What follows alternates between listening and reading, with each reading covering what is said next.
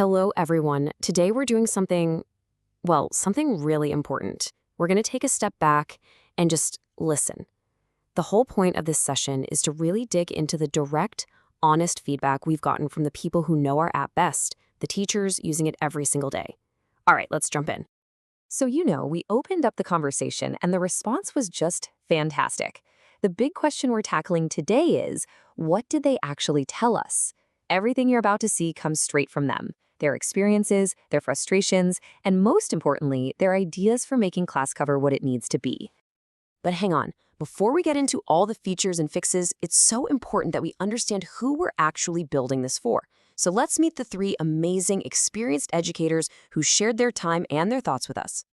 First up, meet Jacqueline. She officially retired from full-time teaching back in 2016, but her passion for it? Oh, that hasn't gone anywhere. For her, class cover isn't just about a paycheck. It's her way of staying connected, staying active in a field she loves. She brings this incredible perspective of a seasoned pro who just wants things to work simply and effectively. And then we have Dylan. You could call him a power user. He's been with us since 2018, and our app is his go-to for finding day-to-day work. He's seen the platform change and grow, and he really appreciates the progress we've made. But he's also got a super sharp eye for those little improvements that could make a huge difference in his daily grind. And rounding out our group is Anne. Now, Anne put in 20 years as a permanent teacher before deciding she needed more flexibility. For her, our app is the key to managing this whole new chapter of her career, helping her balance her work with, her life.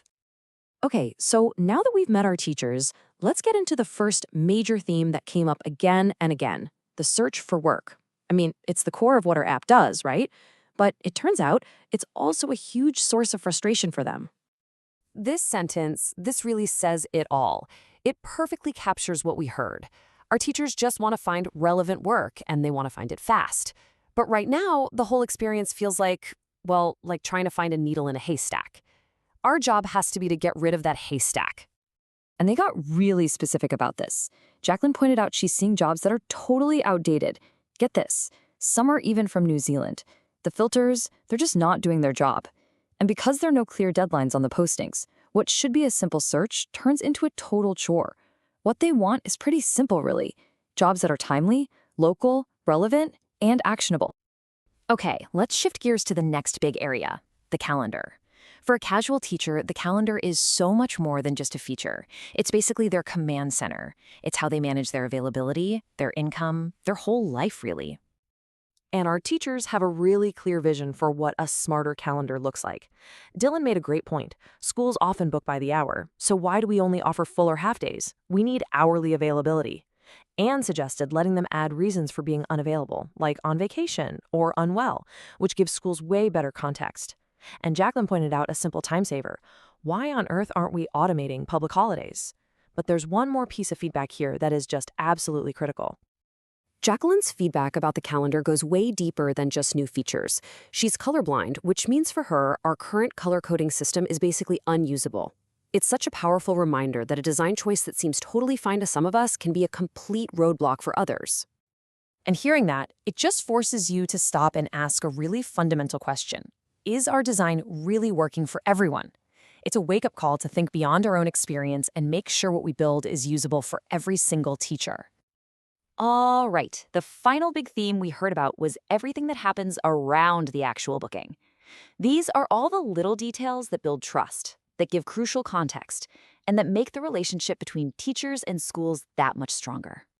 The insights here are all about that context and trust. For instance, Dylan suggested showing when a school last used our app. That's such a clever way to know if they're actually active or not. He also wants to add multiple contact details for more flexibility. And Jacqueline mentioned how helpful it would be to get the school's invitation before the final booking confirmation. It gives her that vital context and a little time to prepare. So after hearing from Jacqueline, Dylan, and Anne, what does it all mean?